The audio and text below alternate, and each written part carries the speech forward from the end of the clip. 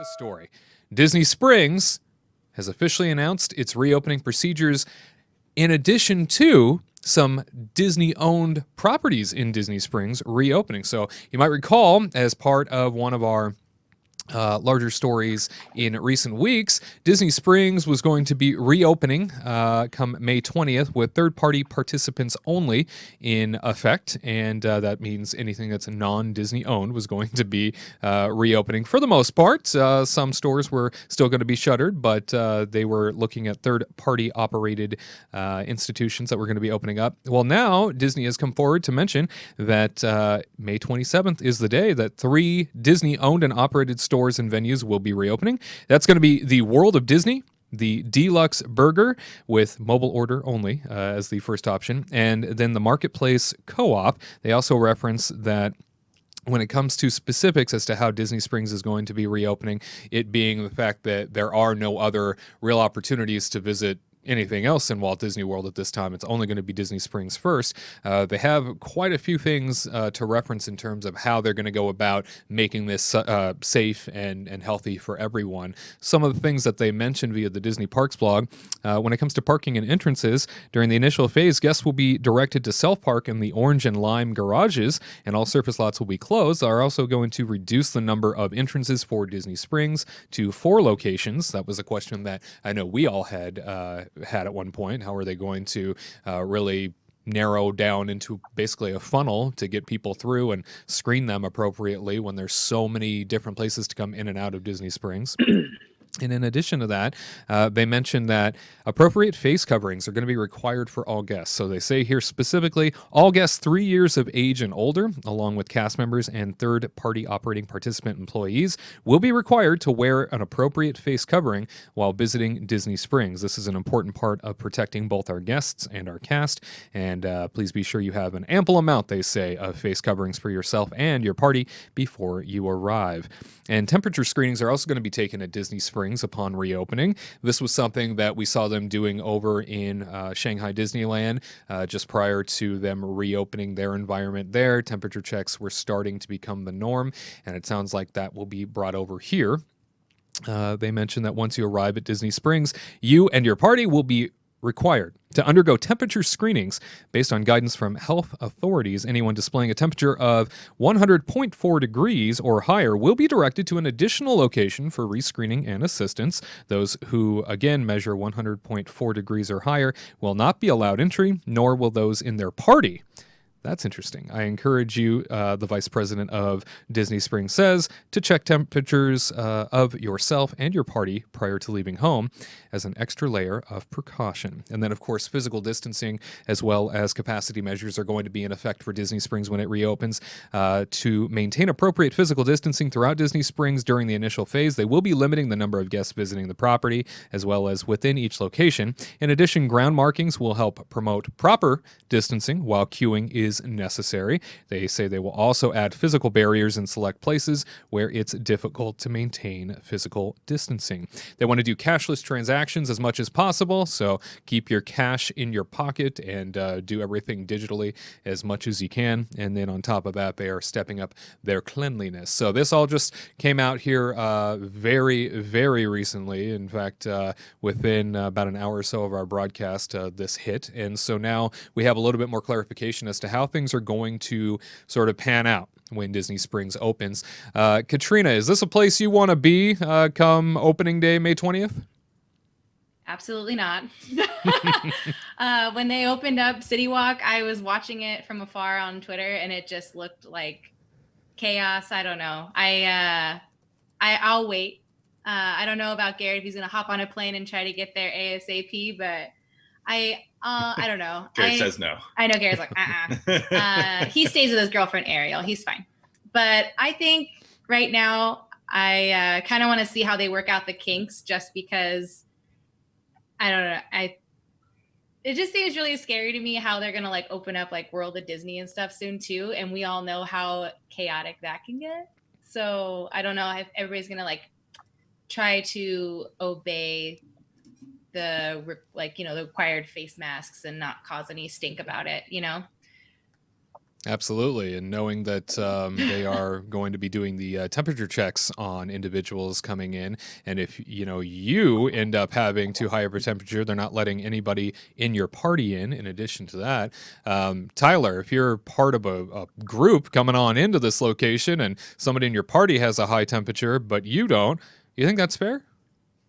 I think that's 100% fair. And in fact, I would say, okay, I need to get away from this person now after that happened. I think that is honestly the smartest thing to do. I mean, if we know so much about there being like asymptomatic, people out there and stuff like that, and it's like, well, maybe this person could be sick and this other person doesn't display any of those, any of those symptoms, but they could still be passing the virus on. So I think that's definitely fair. And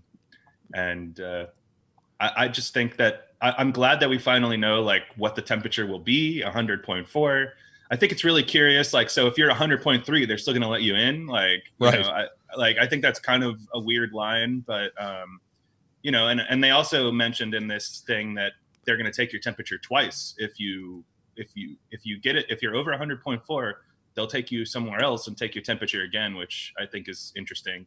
So at least you get a couple chances to cool down. Because I have one of those little thermometers that you point at things and it reads the temperature. And depending on the distance, maybe mine just sucks, but depending on the distance, it'll change the temperature of things. So I kind of wonder if there's like a specific length that they need to be away from your face, or if theirs are just better than mine. So I'm curious how many like false positives and false negatives there could possibly be with this. I also have just a thought. Someone can answer it for me. With the guns, are they going to disinfect after every use? Because they're pretty close to your face. Like they're like right here. So are they going to disinfect after every single person? Because I didn't see that happen over at City Walk. And if they're trying to have everybody stay 6 feet away, and then you have the security guard checking like 60 people, I doubt they do it after every one something, of them. right?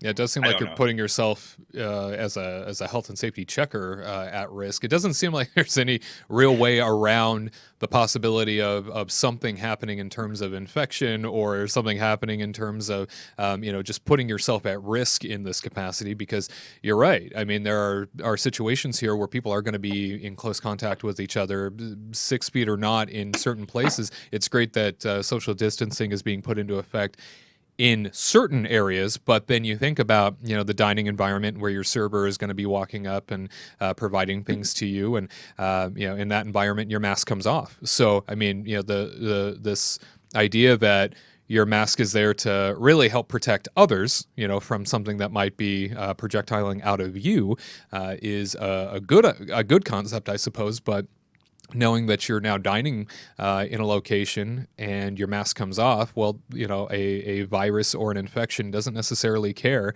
that you're in a dining environment, but you kept it on the rest of the time. It seems like an odd thing to do to allow that up front. What's that? Yeah, the virus just goes on break while you're eating. Everybody needs a break. Absolutely, including the virus. Yeah.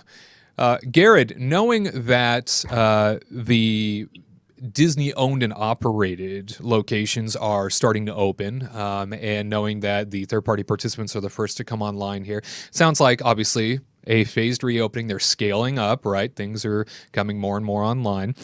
If this is the plan, to reopen most Disney-owned shops and eateries, then do you think it's possible we see a mostly full slate of offerings potentially by like Memorial Day weekend? Do you think that we might see a significant chunk of Disney-owned and operated locations with their storefronts open by then? I think that if after the 20th of May, if things really go well within that first week, I could see more places being open. I do not know how many of the shops there are Disney owned and operated, but pretty much if World of Disney runs well, then I believe everything else can run well. I just worry just because there's so much stuff in there. There's so many things you want to touch and feel, especially when it comes to clothing and just the merchandise, the souvenirs like the little Mickey and Minnie. Luckily, the people going there will be locals rather than tourists, but still you're going to have people touching stuff left and right. So it's going to be interesting to see. I'll be checking Twitter and YouTube just to watch what's going on, but it's going to be probably a little chaotic at first. But if they can control the amount of touching going on, then everything should run smoothly. But Memorial Day weekend, that's a good goal to have, because that's a popular tourist weekend. Even if it's just getting people out of the house down there, it would just be nice to see Disney Springs going out full strength eventually. But Memorial Day is a good goal. Hopefully it happens. That's all I can say.